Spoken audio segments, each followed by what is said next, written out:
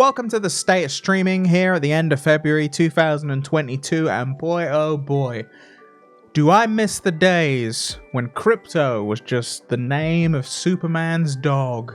Innocent, lovely days. Glory days. Let's get into it.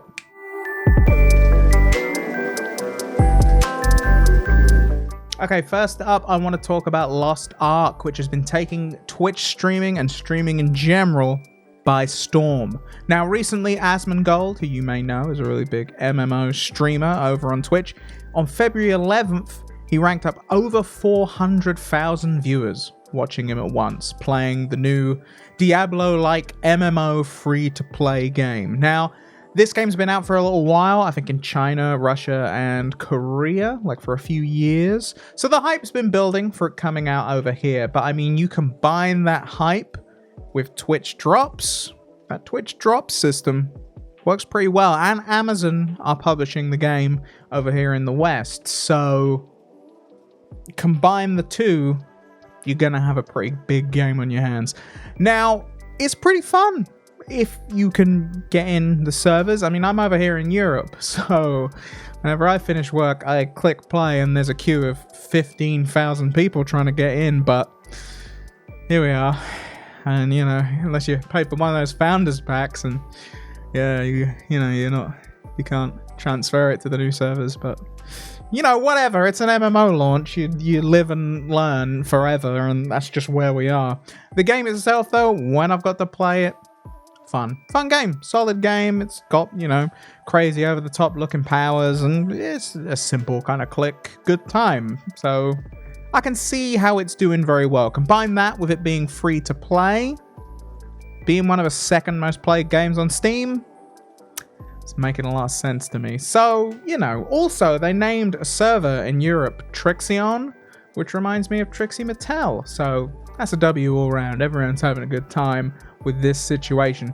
Now, I'm just going to sit in my line of 15,000 people and wait to see if I can get into the game. It's probably not going to happen for me for, what is this, like the 8th or 9th day in a row? But hey, I can dream. Lewis, what do you got for me? Give it to me. So crypto, NFT, smart contracts are all becoming part of our daily lexicon, especially if you brave the hellscape that is social media. And of course, gaming influencers and streamers are all becoming part of this.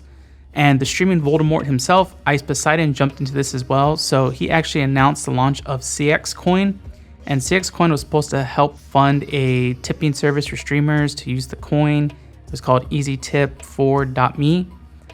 And of course, when the coin launched and he promoted it and people invested into it, he quickly took, allegedly, the liquidity pool for himself. This is about $300,000 to $500,000. So Ice Poseidon released a statement stating that because of the volatility of the crypto market, he had to take out the funds so that they wouldn't be lost, and that he would be giving some back so people could reclaim their initial investment, and that he was going to help people that have gotten scammed.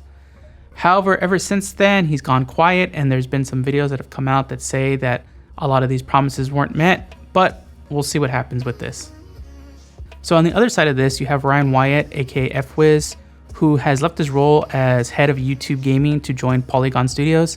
So Polygon Studios is part of this larger company called Polygon, which looks to develop Web3 solutions to do transactions on the Ethereum network.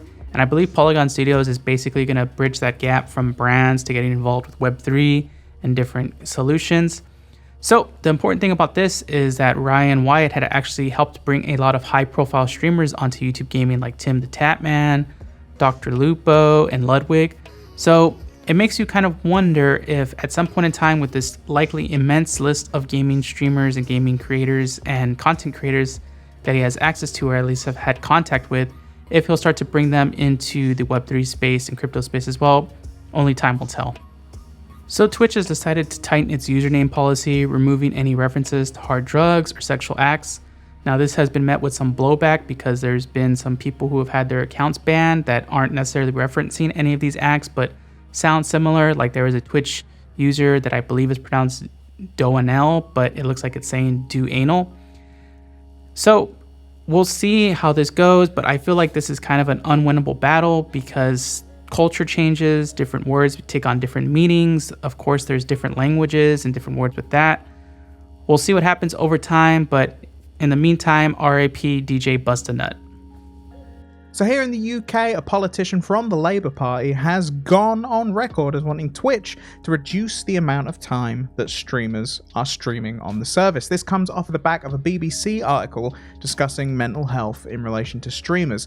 Now, Twitch incentivizes their streamers to stream more and more on the platform. I think generally 4 hours is like one of those minimums that's talked about, not explicitly maybe by Twitch, but it's one of those minimums. And I've seen that kind of advert revenue program that got leaked around. Like that's a thing that could be happening. So they incentivize you to stay on there longer. And from Twitch's perspective, this makes sense. Longer videos, longer uptimes means more adverts you can put on, which means more revenue for them, more goodness for their advertisers. But it doesn't necessarily mean more good times for the people on the platform. And this is something that the MP discussed. Now, the MP, Mr. Alex, it says Sobel, which is the Pokemon, but it might be pronounced Sobel, went on record as saying, also, just as a fun fact, he's the chairman of the Westminster All-Party Parliamentary Group on Video Gaming and Esports. Didn't know that was a thing in the country I live in. I'm here for it. But he went on to say, the platform really needs to think about its mechanics and changing the financial model to protect the health of the streamers. They're set up to encourage people to be on there as long as possible to keep viewers. If they change the mechanics, it could create a nudge effect to change how streamers operate to protect their health. This isn't a new problem. The platform has had a long time to think about this. Surely now is the time for some action. They have a duty of care. So the BBC, of course, reached out to Twitch for comment. They said they've been working on some mental health programs, saying this. Now, developing targeted programming to support Twitch streamers with challenges like burnout, boundary setting, and other pressures that come with a career in online content creating. This is a very important issue, in my opinion, and I'm glad that some discussions happening about it at a kind of governmental level, hopefully putting some sort of pressure on Twitch to really do something about this. Now, whether Twitch do anything about it, I don't know. They're not really incentivized to do so because that's not how they make their money. But the mental well-being of the people making the money doesn't seem like a bad thing to chase. But time will tell. We shall see. Anyway, thank you very much for watching this state of streaming. It's been another month. If you have enjoyed this, do give the video a like and leave a comment below if you have any opinions yourselves on what's been going on this month, or if there's any big stories we've missed. Let us know about them. We always like to follow stuff because this state of streaming will be coming back next month. We've also got a ton of stuff going on the channel. We've got new videos every week, so be sure to check it out. For now, though, I've been Chris Sly, and I will see you in the next state of streaming. Take care.